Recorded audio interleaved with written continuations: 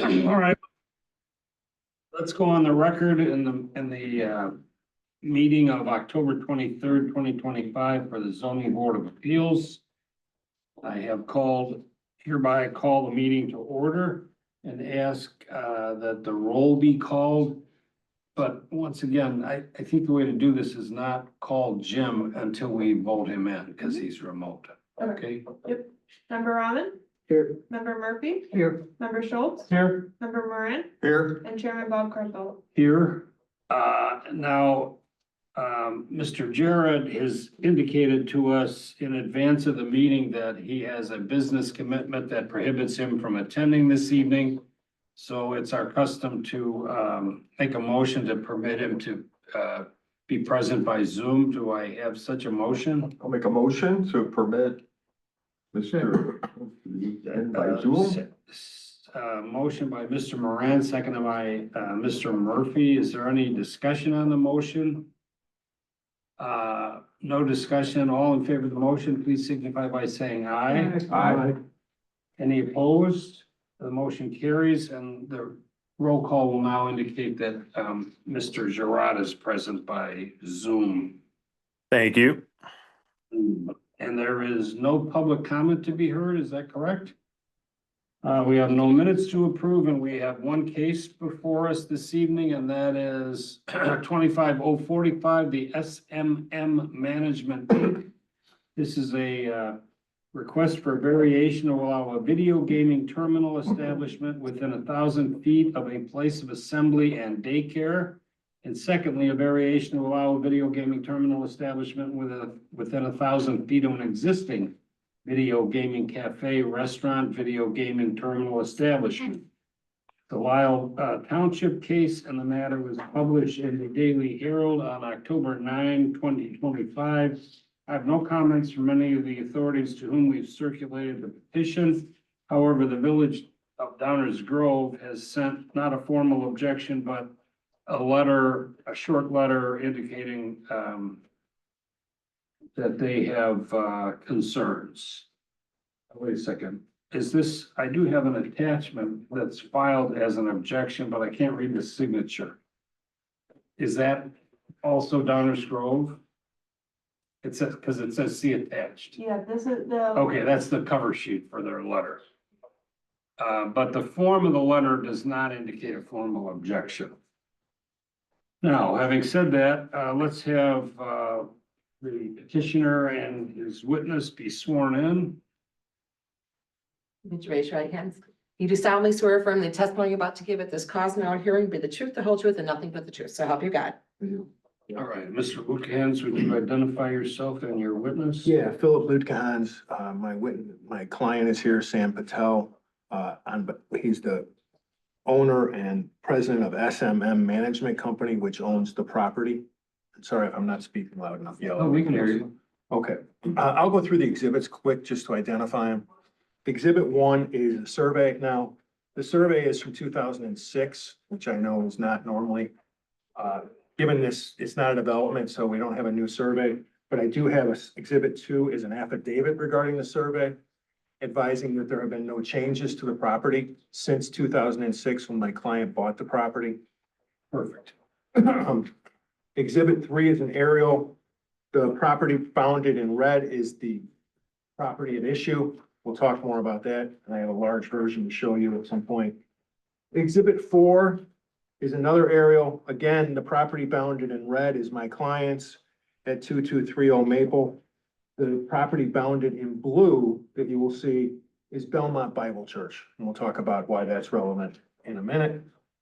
Group Exhibit 5 are mostly it's a group exhibit of photos of the facility, and then the last page is just a photo from their facility to the BP Amico across the street, across Maple.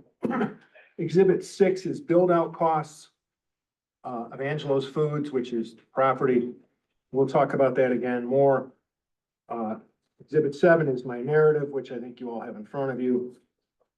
Exhibit 8 through 12, I'm not going to really spend any time on them, but these are just licenses granted by the county for pour license and et cetera, that talk about video gaming in the application, and that these were granted. at the time. I know you've heard a bunch of, at least two cases on this issue. Maybe one of them, I think, is at the corner across the street. So I'm not gonna go through all that again. This has kind of been a cluster, for lack of a better word.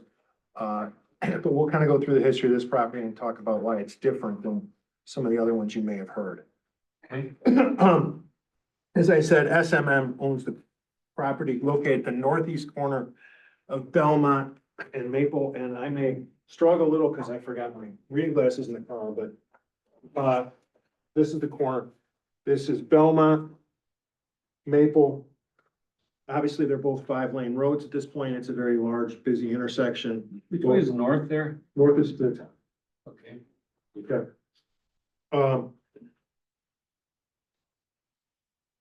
Meg Mill is the company that has the actual liquor license, the gaming license.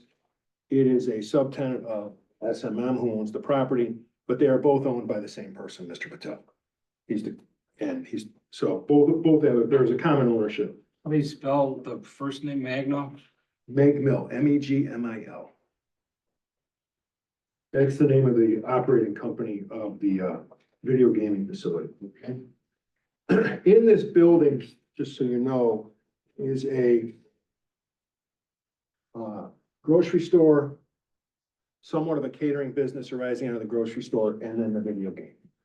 It's not a large grocery store. It's more of what I would call kind of a market, a neighborhood market that you see maybe more often downtown Chicago than you see in the burbs. It's clearly not a Jewel or anything like that. Meg Mill has had a video gaming license from the state of Illinois and the county of DuPage with a core license from the county since 2021.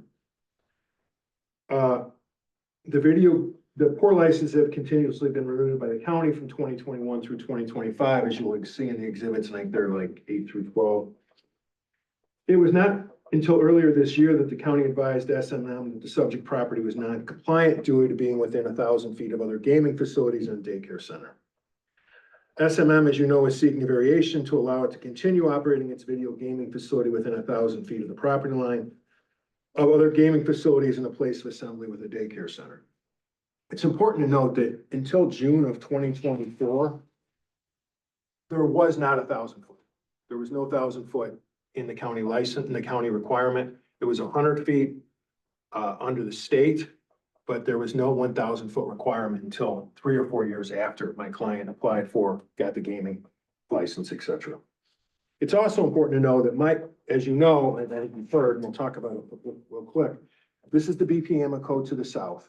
They have it's a gas station with, let's just call it very small C-store, convenience store, and they have gaming.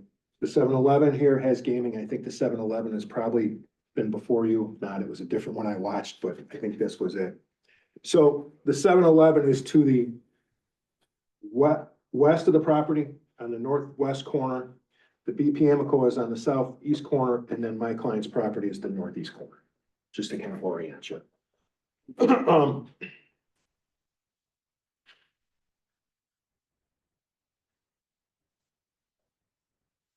As I said, it's important to note that this facility, my client's, was already operational prior to any other licenses being granted.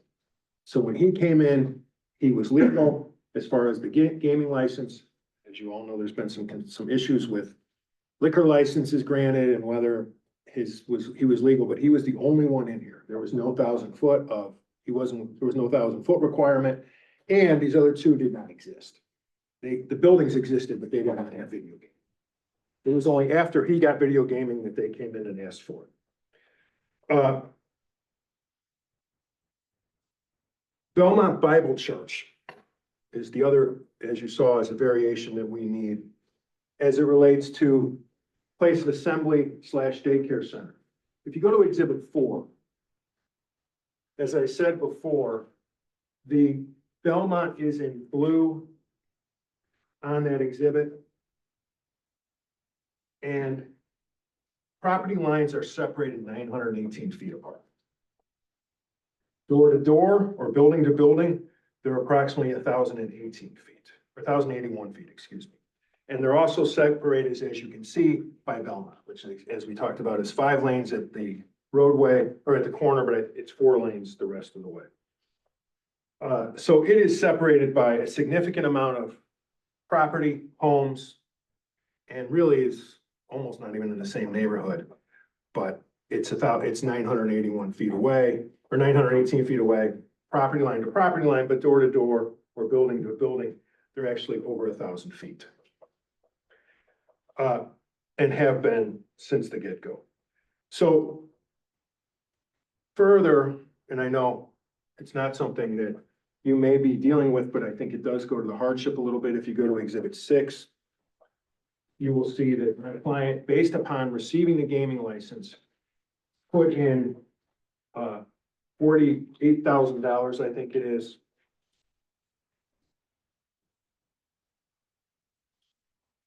$48,400 in expenditures based upon the granting of the license. And as you can see in Exhibit 5, you will see that the video gaming facility, he had to build doors, and the county also made him put in a bathroom, which is that picture there. So that's why all these expenses, the plumbing, the walls, architect fees, et cetera, all that went with it. That was in order to make it compliant. The county made him do that to make him compliant with the video gaming. He had to have a bathroom, you have to have walls. Those were all incurred after the county had agreed that he was allowed to operate there. Those expenses would not have been made if SMM would not have been made if it had known that those permits or that those permits were not appropriate. And the licenses that the county granted were not appropriate. Further, without the gaming revenues, I was in there and the grocery on 11:30 on a weekday, there was not one person in the grocery store. There were 4 or 5, I think there were 4 people in the video gaming. But without the video gaming, this property doesn't survive. It gets sold, or at least goes on the market, and the current businesses go under. The rest of the businesses in there are not making money. The only one that makes money at all is video gaming. In our opinion, the proposed variation meets the standards of the DuPage County zoning ordinance, which I'll talk about now. Those standards, if you don't mind, I'll sit down so I can read easier. Standard 1, there are practical difficulties or particular hardships in the way of carrying out the strict letter of the regulations of the DuPage County zoning ordinance. In this case, the applicant would endure a particular hardship if the variation is not granted and that it expended significant funds based upon the county's granting of the licenses and its renewal of that license on at least 4 separate occasions. As I said a minute ago, without this additional revenue, this property will be boarded up and sold, or at least marketed for sale. As I said, as the other 3 video gaming facilities across the street, the subject property was the first of the 3 to be issued a gaming license. And, no one knows exactly why the county does what it does, but I will tell you one of the major reasons for not having it, in my opinion, was not having them within 1,000 feet is so they'd be buffered, so they wouldn't be sitting next to each other. While they are across the street from each other, as you see, this is a major intersection, 5 lanes each side at this location. So there's a significant buffer between the 3. And, I keep saying it, but my client was the first one there. He built, there was no issue of his. It only became later when the county granted the other licenses that this became a problem and then changed their ordinance. Why is it not grandfathered in? Because there was the liquor licenses that were the problem. It's not the video gaming, it's that they issued wrong liquor licenses at some point. And I couldn't even tell you exactly. I asked Paul about it, but it was very confusing when he told me, and then he's been gone, so I haven't had a chance to go through all of it. But the first thought I had when Sam walked into my office is he's grandfathered in. The problem is because the liquor licenses should not have been granted, then he lost the grandfathering. It's not so much, at least that's the position the county's taking. It's not so much that his use is the problem, it's that when he was granted the video gaming, their liquor license that was the appropriate was not appropriate. So it didn't, Go ahead. if I understand that logic, the pre-existing non-conforming use, he had no problem with non-conforming, but pre-existing doesn't qualify because a portion of the requirement for the use was not satisfied, Correct. a totally independent or piece. Yes. Well, we never had anything like that before. And I'll be honest, I've never been in this situation either. So that is, it was not the gaming that was improper.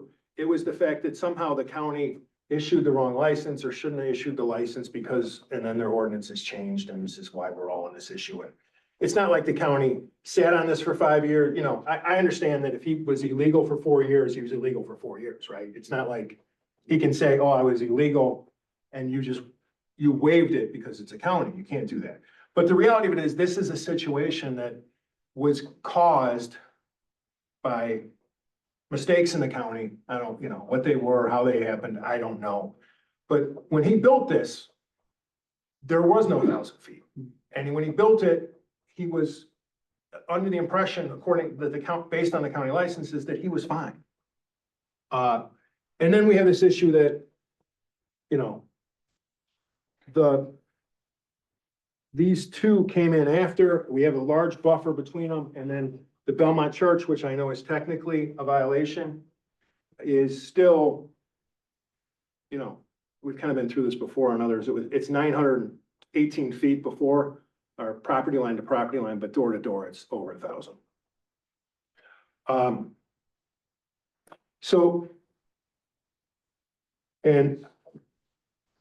So let me go to the second standard, if you don't have any more questions about that. Second, in harmony with the general purpose and intent of this chapter, will not be injurious in the neighborhood, detrimental to public welfare, and conflict with county's comprehensive plan. Proposed use is a permitted use in the B2 general business district, which it is. So the underlying use is not problematic. It is legal. It's the setback issue. Because it's a permitted use in B2, it's presumed to be compatible with the other uses in the area. And the county has decided by allowing B2 to be, and video gaming to be a permitted use, that it's not the type of use that is detrimental to the public welfare or the general neighborhood. This is already a heavily commercial area, as you can see. And we got a water tower on the other side of the 7-Eleven. We have a restaurant, barbecue restaurant here. We have a fairly large strip mall. I'm not sure I'd call it a strip mall. It's that big. It's a number of buildings, but they're combined. And so you have this, and honestly, you have multifamily to the west or east, excuse me, of the BP Amico. I'm looking upside down. And then you have some modern homes. Well, you have another commercial building directly to the west of us or east of us, and then some modern homes in that regard. So there's no, we're not backing up or adjacent to any residential. Everything in this particular corner is all commercial. And as you can obviously see, preschoolers are not walking over to this. If you look at the picture I gave you, it's not, it says video gaming, but this isn't a place that's obviously video gaming. It's not like I'm driving by and noticing it. I've probably driven by it 30 times and never realized there was video gaming in the place. So it's not really a detriment or desensitizing children to the gaming facility. And obviously there is a strict age limit. And there is someone there whenever the place is open, there is someone there to make sure that anyone underage is not entering the facility. Number 3, will not impair an adequate supply of light and air to adjacent property. This is a 1-story building. It's already been in existence. Whether there's video gaming or not, it's gonna be a 1-story building unless someone tears it down and makes it actually larger. 4, will not diminish the value of land and building in the vicinity. The proposed conditional use or variation. This proposed use of video, as we said, has been in existence since 2020. Again, located at a major intersection. And the county has determined this use is consistent with surrounding neighborhood uses. Given that, there is no diminution of land value, especially when it's surrounded adjacent by commercial. And honestly, there's going to be commercial at this corner no matter what we do with the video gaming. Number 5, will not duly increase traffic congestion to public streets and highways. Obviously, this is already a fairly heavily traveled road. As you may recall, I think the video gaming is only allowed 6 machines. So we're not adding we're not really adding any significant additional traffic if 6 people are in there, or 3 or 4. And they're there for, they're not in there for 5 minutes, they're in there for an hour or whatever. So this is not like we're creating 50 additional trips per hour on this already major intersection. There is more than enough parking. There's more than 20 parking spaces. And like I said, when I was there, I think there were 4 people in the store other than staff in the middle of the day. And it is not like I said, it's not a Jewel, it's not Publix is in Florida, sorry, I'm wrong location, but this isn't a Whole Foods, there's not a lot of people coming in on a day, in and out of the facility. It's just not that kind of facility. Other uses in the B2 business district, such as gas station, 7-Eleven across the street, generate much more traffic than what we're talking about, the additional traffic that we're gonna generate, or we are generating already because we have this license. And since the property is already used for gaming, there has never been any traffic or other concerns caused by the existing uses on the subject property that have been raised. Hence, the use does not and will not unduly increase traffic congestion. Number 6, does not increase the potential for flood damages. Obviously, it's an existing building. We're not making any changes to it. The building was in existence well before the video gaming, and it does not require any additional stormwater detention because we're doing video gaming. Number 7, will not create any additional public expense for fire protection, rescue, relief. It's not an additional building, so there's no additional fire rescue. And as far as police, there has not been any problems. This is not a place where people sit and drink all day and problems occur because they're sitting drinking, like the old Gables, whatever they call it now, Rosie O'Grady's. Which is, we've all seen what's going on there. Will not otherwise impair the public health, safety, comfort, morals, or general welfare of the inhabitants. As I said a number of times, the county has already decided that this is a consistent use with the neighborhood. They've already made the decision that video gaming is not a moral issue, at least according to this county board. Whether we all agree or not is who knows, but the county board has made that determination, and it is now a permitted use. And the use has been occurring on the subject property since 2021 with no indication it was impairing public health, safety, welfare, morals of the public.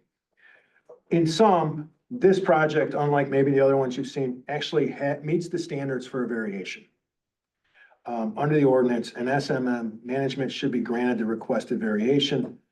The required 1,000 distance requirement from a pre-existing video gaming facility, from other existing gaming facilities or place of assembly and daycare.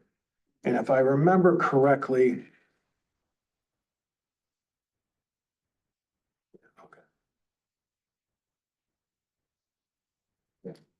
that's really what I have. If you have any questions, I'm happy to answer them, but I think you get the Are gist. the hours of the video gaming controlled by and the same as the hours dictated by the liquor license? Let me find out.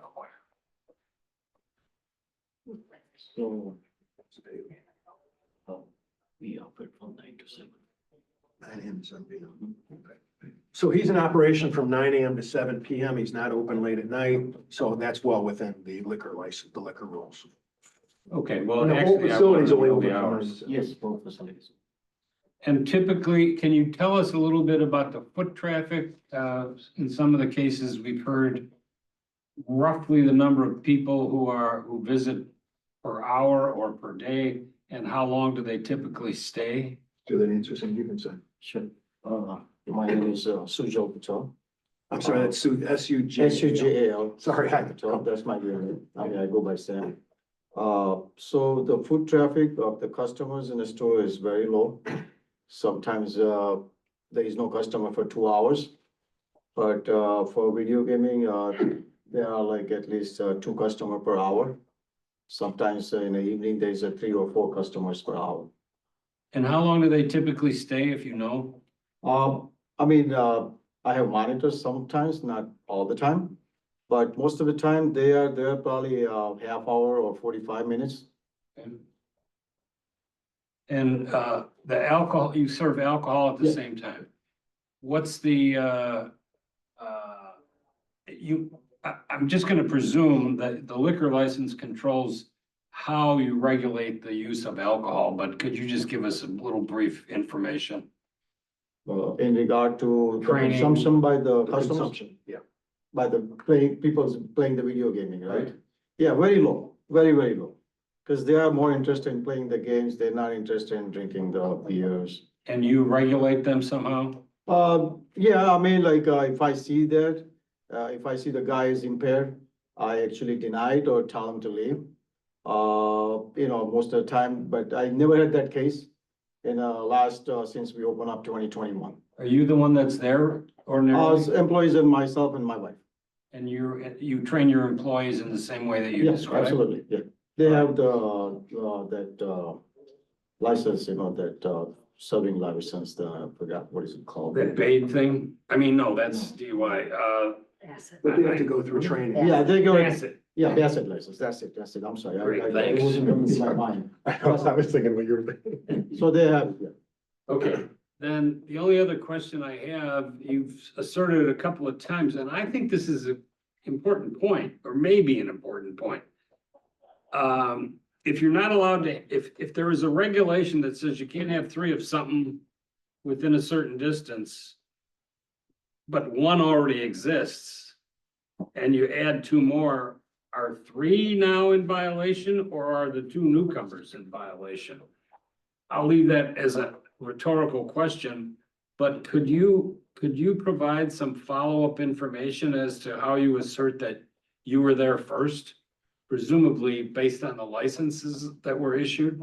We could try and do that. I know Mr. Patel has been operating since then and he can tell us that that is the truth, but we'll try and find what we can. I think the 7-Eleven. I have the dates, when the license was issued. Yeah, but the 7-Eleven, for example, I can actually put that into evidence if you want. But in your prior hearing, that 7-Eleven put their first gaming license into evidence and that was 2022. But we can't merge those. Well, I can give you the record right now as That's an what I exhibit. meant. Well, why don't you, if you could follow up, Yeah, just send it, I'll send that and another, what I keep the can. record open so that I don't want to just take a piece of paper. I want a little chart and graph thing. Yeah, I Okay. have the dates, so. But we don't know that I can't take your phone. Okay. I need a follow-up document. Oh, yeah, sure, I can do that because I have the document actually, it's about 800 pages. And actually, my license is listed on a page number 454.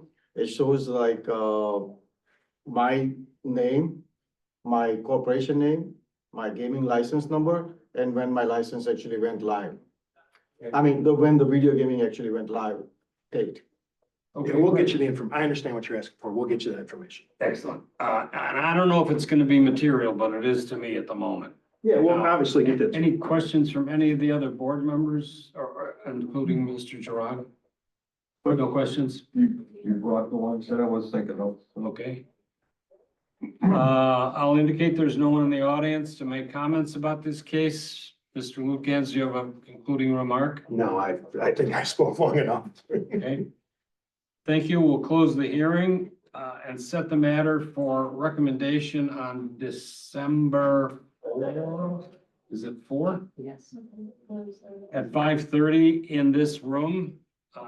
And obviously it will be considered with all of the similar cases and any other cases that come before us at the December recommendation meeting. That's 5:30, December 4 in this room. Now I'll indicate there's no old business, no new business to be considered. And so we're ready to adjourn the meeting. We are so adjourned. Thank you, guys. Thank you. Yep, thank you.